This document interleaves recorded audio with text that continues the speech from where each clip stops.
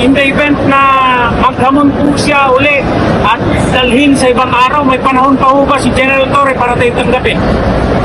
Nakita niyo naman, napakalagay naman ng ating effort at pagod na inilagay dito. At I don't think he is worth responding to at this point in time. Parang hayaan mo na natin siya sa kanyang mundo. Hindi na ho tatanggapin kung imumove niya sa ibang araw. Sabihin niyo lang at tingnan natin kung ano yung sasagot natin. Pero I don't think really that there's still logic in anything that he's saying anymore.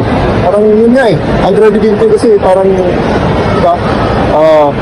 Maloko mo ako ng isang beses, shame on you.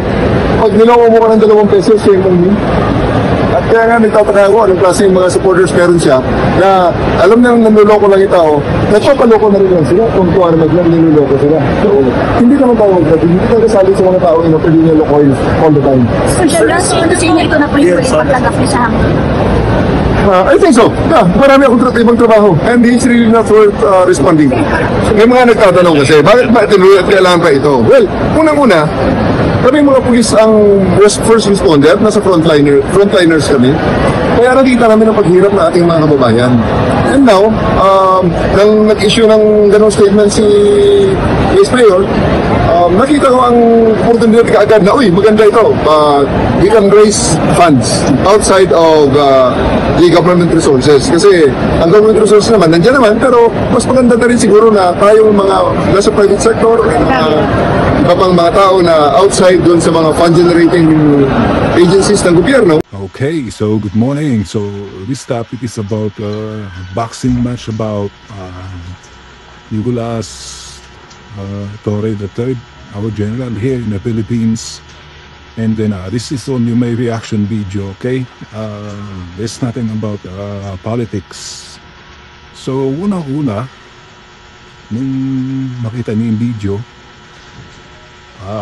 ang reaction ko lang doon is nung sinabi ni Acting Mayor Baste about sa suntukan, ano yun?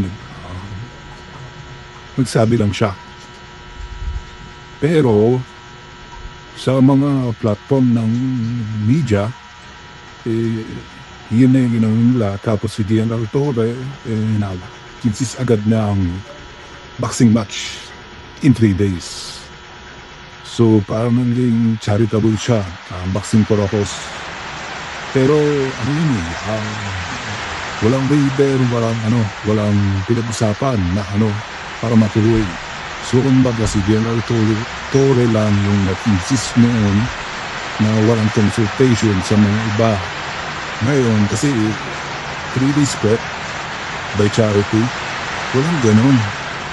And then ang charity kasi lalo pag halimbawa Ride for a Cause, ARPAC, tapos charity mission, it takes time, sometimes 1 month, 2 months.